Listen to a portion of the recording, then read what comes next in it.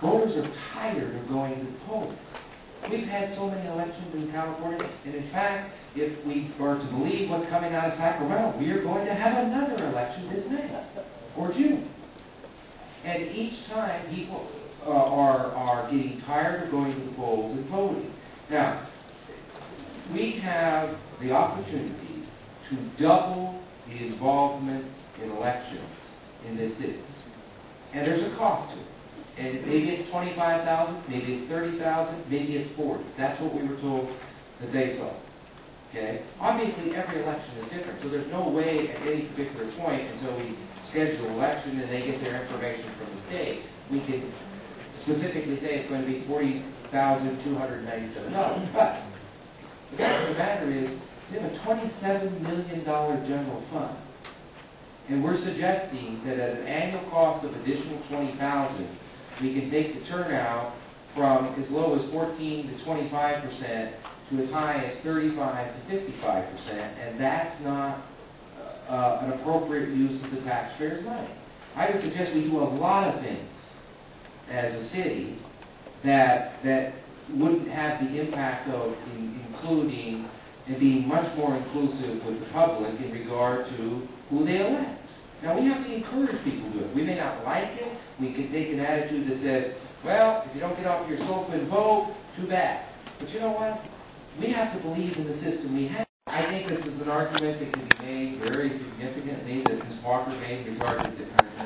Sanders around the brown ballot in Los Angeles, in San Francisco, in Oakland, in San Diego, in San Jose, where they're going to get numerous visits from the governor and the lieutenant governor and all kinds of state office holders.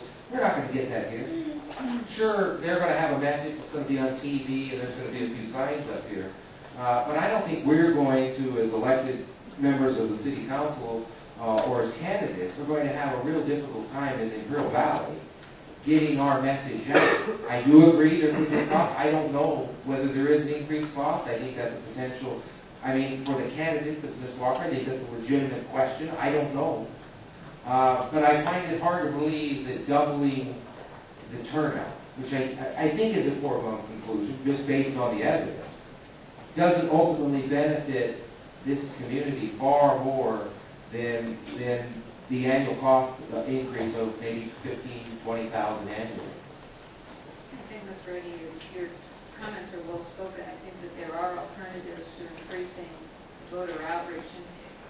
And I think that with regard to the message getting out, we'll recall that last year, one of the most effective ways for candidates to get their views out and known are the public forums. And we'll recall that the Chamber of Commerce, even on local elections, did not sponsor forums for all races. And I just have concerns with the difficulty of people wanting to run for city council who feel that they would be left out of the process. Okay. Is there a... No, Mr. Mayor. Not no. Excuse me, Mr. Mayor. Thank you.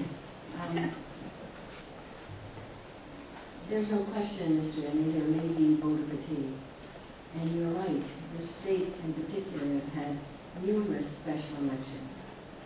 And it goes back to the time that we had recalls in an election, and we put other items on the ballot as well. And some of us did get quite tired of going back to back within a year to vote.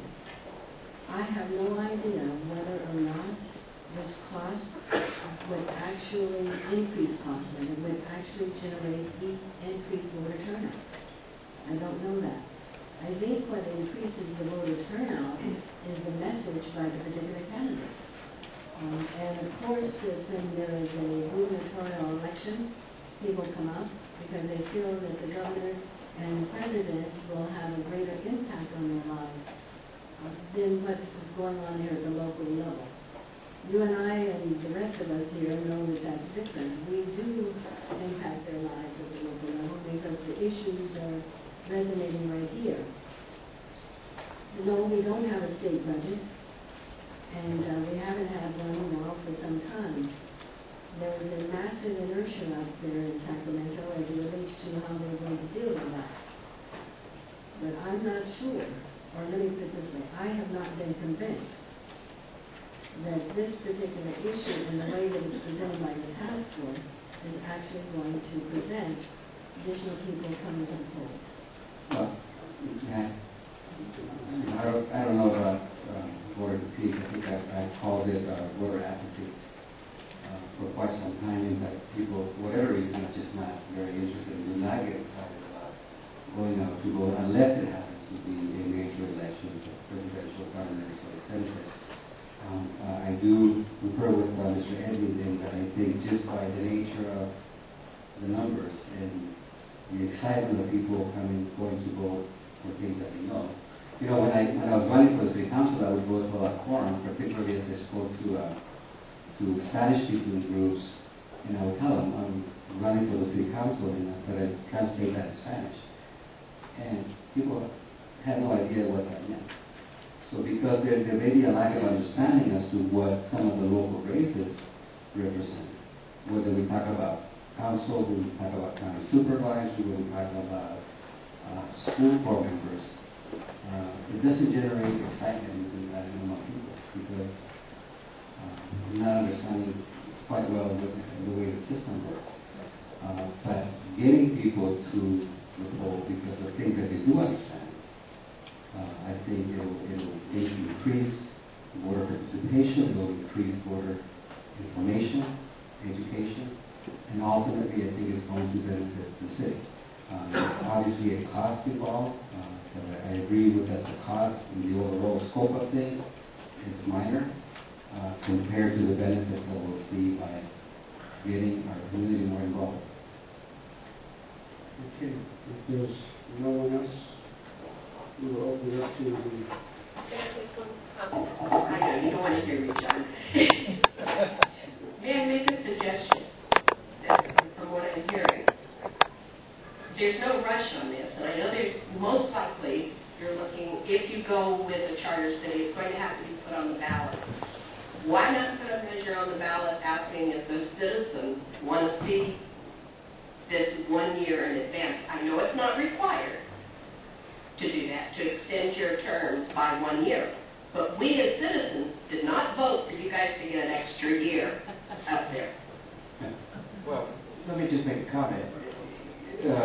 Quite well taken, but recall, first the discussion was whether we were interested in moving to even numbers. There has been no discussion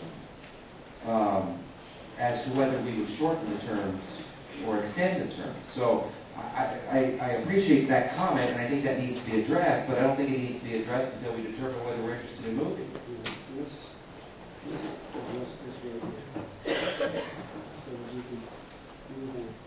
One more comment. If you look at the election cost, you have an election cost in an odd year. And is there any idea what it costs you in an odd year, what the election cost is? No, we don't have that number. Last election was $15,151.36. Okay.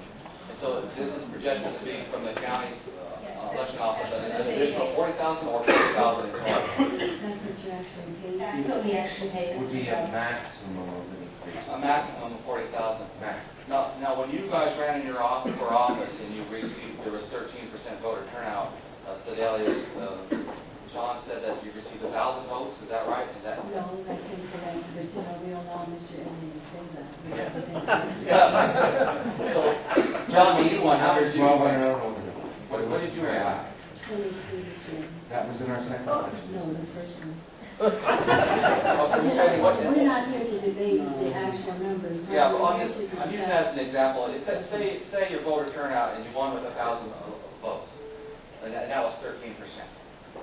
Now you're going to increase that by what? 15%?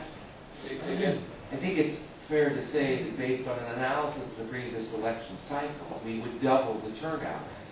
That would go from 14 in the low end to maybe 28%. I don't think there's been an even number election cycle over the last 4 or 5 cycles in El Centro that has not produced a 34 or 35% turnout. So in the worst case scenario, you might be looking at tripling the amount of turnout, and then